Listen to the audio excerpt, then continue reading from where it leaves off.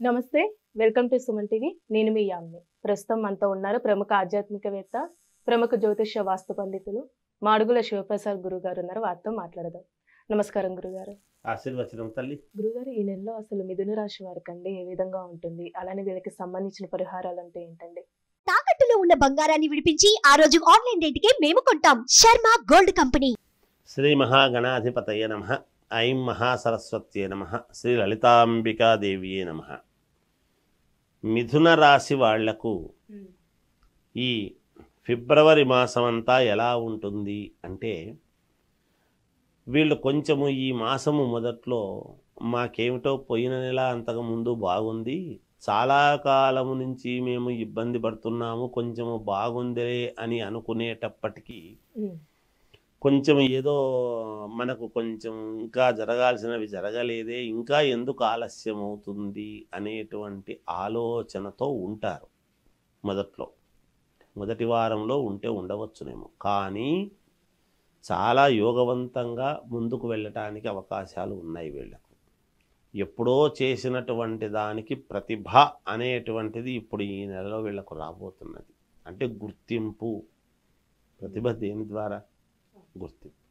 అందుకని ఆ ప్రతిభ వాళ్ళు చేసినటువంటి పని ఏదైతే ఉందో గతంలో వాళ్ళకి అది గుర్తు పెట్టుకొని వీళ్ళ కోసం వెతికి మరీ ఫోన్లు చేసి, ఏమయ్యా ఆ రోజు మాకు చేసి పెట్టారు, మీకు మేము ఇది చెయ్యాలనుకుంటున్నాము అని ఒక ఉపకృతి చేయడానికని ఫోను అనూహ్యముగా వీళ్ళు ఊహించని మలుపు అనేటువంటిది ఈ మాసంలో వాళ్లకు మేలు జరుగుతుంది అనేటువంటిది ఒకటి.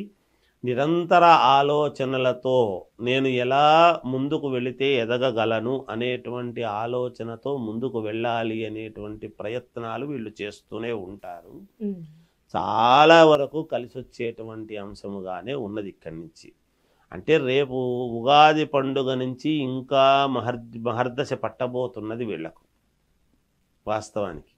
అయితే అదేదో తొందరపడి కోయిల ముందే కూసింది అన్నట్టుగా కొంచెము ఇబ్బంది కలిగించి ఒక ఉన్నతమైనటువంటి స్థితికి తీసుకువెళ్ళేదానికి యోగదాయకముగా ఉంటుంది ఈ మిథున రాశి వాళ్ళది ఈ మాసంలో.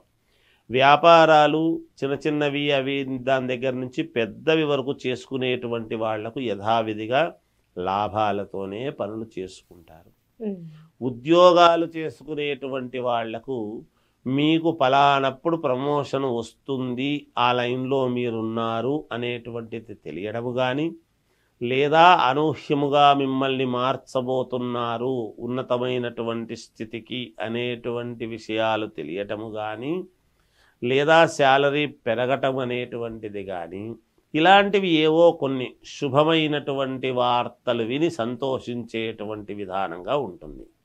నూతన గృహము, ఒక ల్యాండ్ కొనుక్కోవాలన్నా, ఇల్లు కొనాలి అని అనుకున్నా చేసినా దానికి తగ్గట్టుగా కొన్ని నిర్ణయాలు వీళ్ళు తీసుకొని లోన్లు శాంక్షన్ కావటం కానీ, ఇంకోటి కానీ, లేదా మేము ఉన్నాములే అందరం కలిసి తీసుకుందాము అనేటువంటి ఒక వార్త శ్రవణము విని సంతోషపడేటువంటి తత్వము కానీ, వాహనాలు కొనుగోలు చేసేటువంటి విధానములో కానీ ఏదో ఒక రకమైనటువంటి ఒక అభ్యున్నతి అనేటువంటిది అడుగులు ముందుకు వేస్తారు.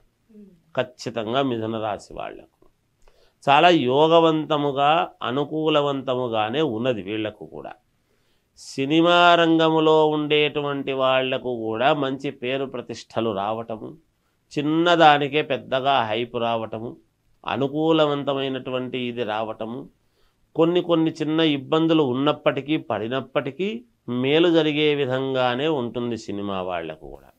అలానే ఇప్పుడు వివాహ ప్రయత్నాలు చేస్తున్న వాళ్ళకండి ఈ నెలలో అసలు ఈ రాశి వారికి ఏ విధంగా ఉంటుంది? సలక్షణంగా వివాహాది ప్రయత్నాలు చేసుకునేటువంటి వాళ్లకు తప్పకుండా చేసుకోవచ్చును.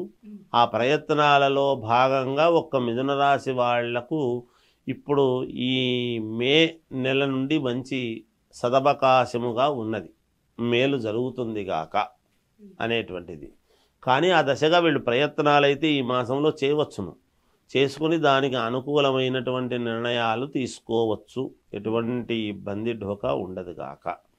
విద్యార్థులకు చాలా యోగవంతముగా ఉన్నది. బాగా చదువుకుంటారు, మంచి ర్యాంకులు సాధిస్తారు, బాగుంది, అనుకూలంగా ఉన్నది. మంచి పేరు సాధిస్తారు కాలేజీల్లో ఈ రాశి వాళ్ళు. ఆటల్లో కావచ్చు, ఇంకో దాంట్లో కావచ్చు, ఏదైనా బాగుంది వీళ్ళకు. అలాగే ఇక రాజకీయ నాయకుల విషయానికి వచ్చేటప్పటికి ఖచ్చితముగా నాకు ఎదురు లేదు, నాకు తిరుగు లేదు అని అనుకునేటువంటి వాళ్ళు కావచ్చు, ఆత్మవిశ్వాసంతో ఉండేటువంటి వాళ్లకు కావచ్చు, చిన్న మనఃక్లేశం అనేటువంటిది ఉండి దాన్ని ఎలా ముందుకు వెళ్ళాలి అనేటువంటి అగమ్యగోచరమైనటువంటి లోపల బయటికి గాంభీర్యము ప్రదర్శించిన లోపల ఎక్కడో అంతర్గతంగా చిన్న అనుమానం అనేటువంటిది ఉండవచ్చు కొంతమందికి. వాళ్ళ వ్యక్తిగత పరిశీలన ఒక్కసారి చేసుకొని ముందుకు వెళితే జాతకాలు చూసుకుంటే వాళ్ళకే శ్రేయోదాయకముగా ఉంటుంది. ఖచ్చితముగా మేలైతే జరుగుతుంది. ప్రతిదానికి మేలు ఎప్పుడు కూడా ఉంటుంది. అది మనము గమనించడములో మనం ఫెయిల్ అవుతుంటాం. ప్రతి మాసము కూడా ఎవరికి అందరికీ బాగుంటుంది. గ్రహస్థితులను ఇబ్బందికరమైనటువంటి గ్రహస్థితులను కూడా మనము మననము ద్వారా దాన్ని ఇప్పుడు మనం ఎందుకు రోజు అమ్మవారికి అర్చన చేయమని ఎందుకు చెప్తున్నాం అంటే, అన్ని నామాలతో పిలిస్తే ఏదో ఒక నామముతోనైనా మనకు మేలు చేయకపోతుందా? అందుకనే నిరంతరము కూడా మనం ఒక్కసారి మననం చేసుకుంటూ ఉంటే తప్పకుండా విజయము లభ్యమవుతుంది. అది జపములాగా అవుతుంది. మననం చేయటం అనేటువంటిది జపంలాగా అవుతుంది. ఎప్పుడైతే ఒక జపం ఒక కార్యక్రమం కోసం నువ్వేమైనా జపం చేస్తున్నావా అని అంటారు పెద్దలు. అలా జపములాగా అయిపోతుంది కాబట్టి మేలు జరుగుతుంది శ్రేయోదాయకంగా. ఇప్పుడు ఈ రాశి వారికి ఎలాంటి పరిహారం చేస్తే మంచిది? వీళ్ళు పరిహారాలు చేసుకోవాలి ఏమిటి అని అనుకుంటే సహజంగా విష్ణు ఆలయానికి వెళ్ళగలిగినటువంటి వాళ్ళు 11 ప్రదక్షిణలు చేయటము. నాకు విష్ణు ఆలయానికి వెళ్ళేంత సమయము లేదు, నేను వెళ్ళలేను అనుకుంటే రామనామ జపం. ఎందుకంటే మనము 100 సార్లు విష్ణు సహస్రనామ పారాయణము చేస్తే శ్రీరామ రామ రామేతి రమే రామే మనోరమే సహస్రనామ తత్తుల్యం రామనామ వరాననే అనేటువంటి ఒక్కసారి చదివిన దానికి కద్దు అన్నారు. అందువలన రాములవారి నామం చేసుకుంటే, నామస్మరణ చేసుకున్నా ఖచ్చితంగా విజయం లభ్యమవుతుంది వీళ్లకు. అలాగని పరిహారం చేసుకోకుండా నేను ఊరికే రామనామం జపిస్తాను, మన అవసరం కోసం జపిస్తాము అంటే కాదు. వెళ్ళలేని వాళ్ళకి అది చేసుకుంటూ పరిహారం చేసుకోవాలి. ఒకవేళ ఉంటే పరిహారాలు ఏమైనా చేసుకునేటువంటివి వ్యక్తిగతమైన జాతకాలలో ఉంటేనే చేసుకోవాలి. లేకపోతే అందరూ చేసుకోవాల్సిన అవసరం ఏముందమ్మా? ఏం అవసరం లేదు కదా. అది యథార్థం. చాలా చక్కగా తెలియజేశారు గురువు గారు. ధన్యవాదాలండి.